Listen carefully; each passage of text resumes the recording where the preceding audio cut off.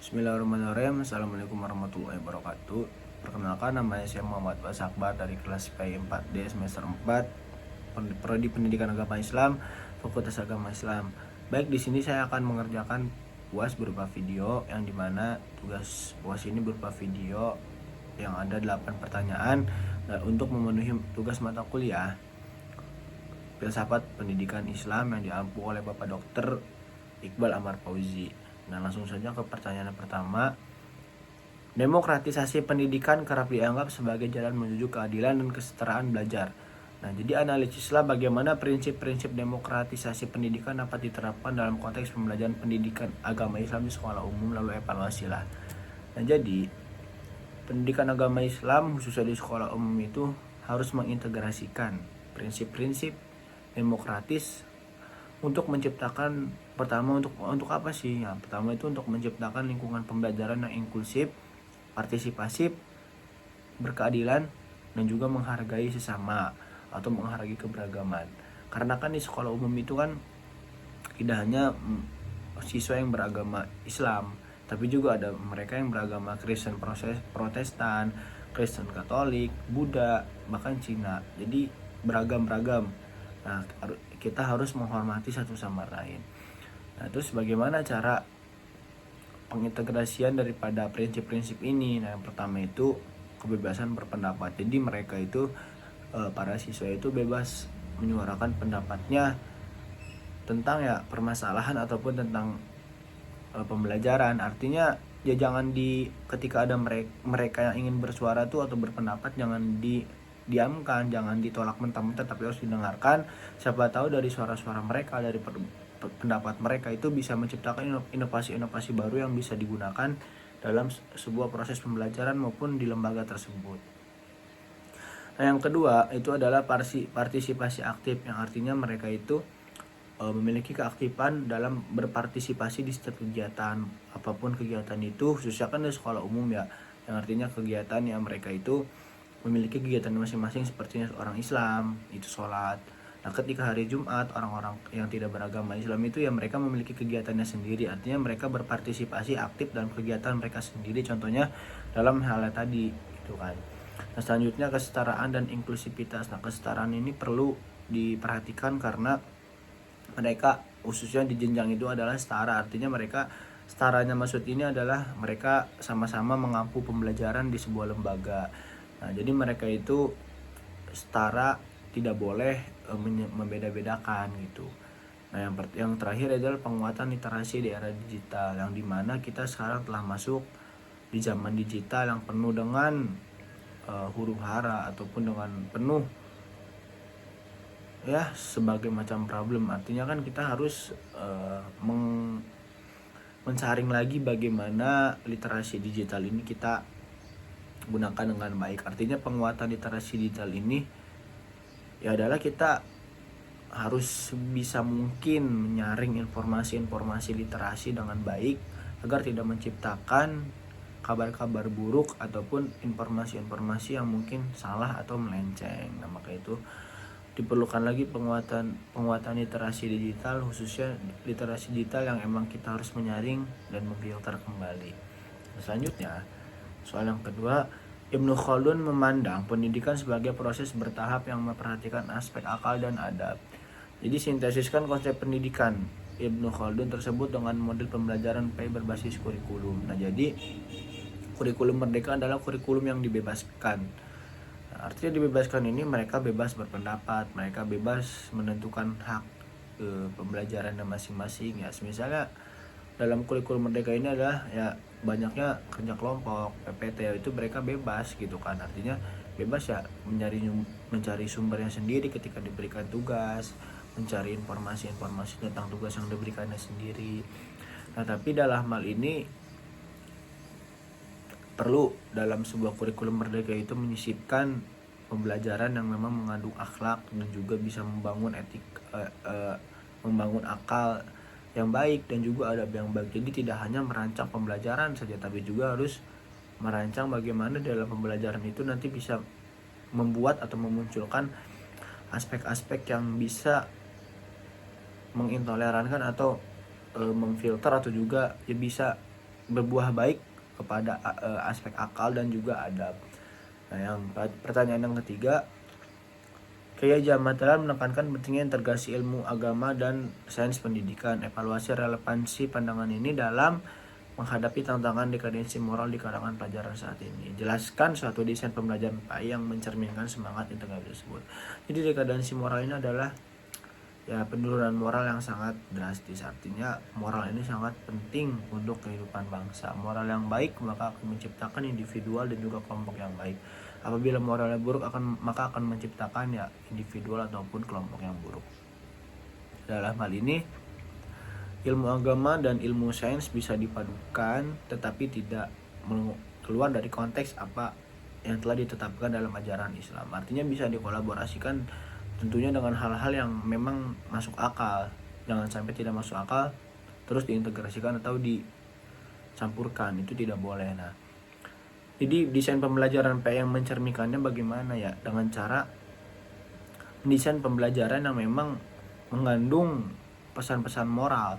Nah, contohnya dalam pelajaran PAI itu ya banyak yang bisa menciptakan nanti pembelajaran yang memang bisa membuat moral-moral para siswa ataupun mahasiswa itu naik dengan sangat bagus. Nah, makanya itu sangat penting di sini desain pembelajarannya ya banyak gitu kan. Nah, selanjutnya pertanyaan keempat, Kiai Haji Hasyim Asy'ari menekankan pentingnya akhlak dalam pendidikan dan sikap tawadu atau rendah hati. Nah, terhadap guru, analisislah pemikiran ini dalam konteks pengembangan karakter siswa dalam pembelajaran PAI. Bagaimana penerapan nilai-nilai ini dapat mengatasi kritis keteladanan guru di era modern. Jadi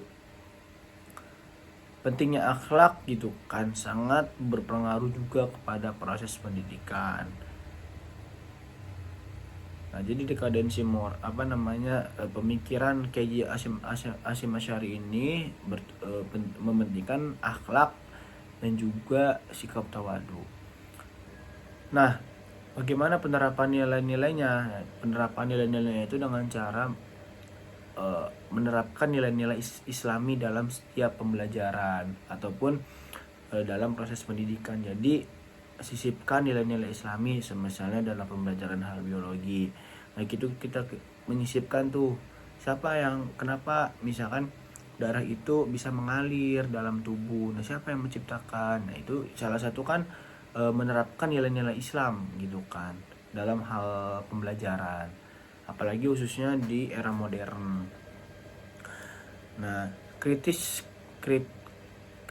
keteladanan guru di era modern ya kadang memang guru di zaman ini tuh ya ada yang memang mereka hanya ingin mengajar, ya niatnya ngajar aja nyari uang tanpa ya mengabdikan dirinya gitu kan, maksudnya rela tapi ikhlas. Tapi ada yang memang yang ngajar. Nah, itu bisa masuk kepada krisis keteladanan guru di era modern. Maka dari ini sangat penting menyisipkan nilai-nilai Islam untuk menghadapi krisis keteladanan guru di era modern. Nah, Matasan dari Persatuan Persis menekankan pentingnya purifikasi. Purifikasi ini adalah ajaran murni, ajaran Islam melalui pendidikan yang berbasis pada Al-Quran dan Hadis. Pemikiran tersebut lebih mendukung Nah, jadi argumentasi saya terhadap hal ini ialah yang pertama, bahwasannya konservatisme itu adalah mempertahankan ajaran-ajaran atau budaya-budaya yang lama. Sedangkan reformisme ini ya yang nantinya mereka menolak radikalisme. Nah, jadi ya, argumentasi saya adalah bahwasanya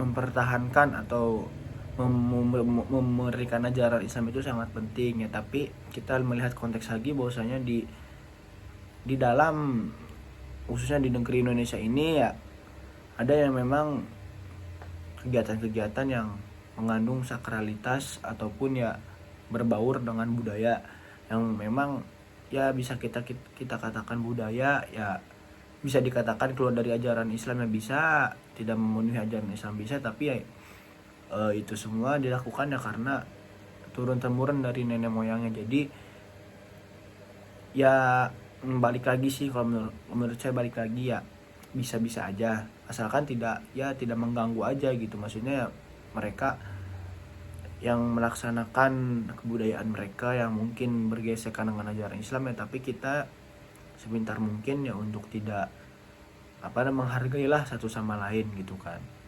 Nah selanjutnya, ontologi, epistemologi, dan aksiologi itu 3 pilar dalam filsafat pendidikan Islam. Buatlah sintesis hubungan antara ketiganya.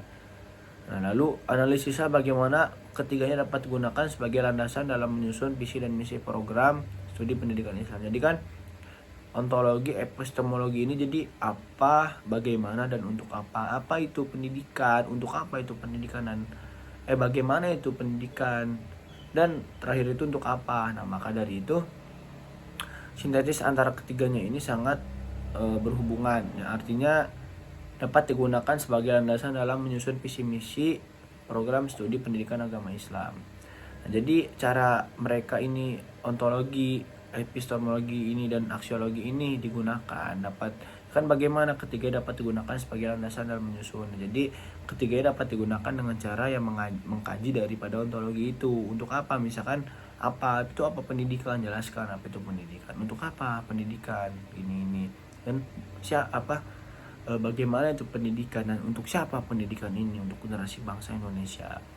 Nah, terus Syekh Naqib Al-Atas memperkenalkan konsep tadib, atau yang mana tadib ini pembelajaran yang menekankan kepada adab ya, karena kan dari kata ta'adib belakangnya ada dib, itu adab. Nah, sebagai orientasi utama pendidikan Islam. Nah, evaluasilah konsep ini dalam perbandingan dengan tujuan pendidikan nasional, bagaimana konsep ini dapat diterapkan dalam penyusunan RPP pada mata pelajaran. Nah, jadi dalam menyusun RPP itu kita nanti memasukkan di dalam RPP itu bagaimana, misalnya dalam ice breaking kita dalam game lah, misalkan dalam RPP itu ada metode pembelajaran. Nah, misalkan kita melalui games. Nah, dalam melalui games itu kita memasukkan konsep-konsep yang mengandung akhlak.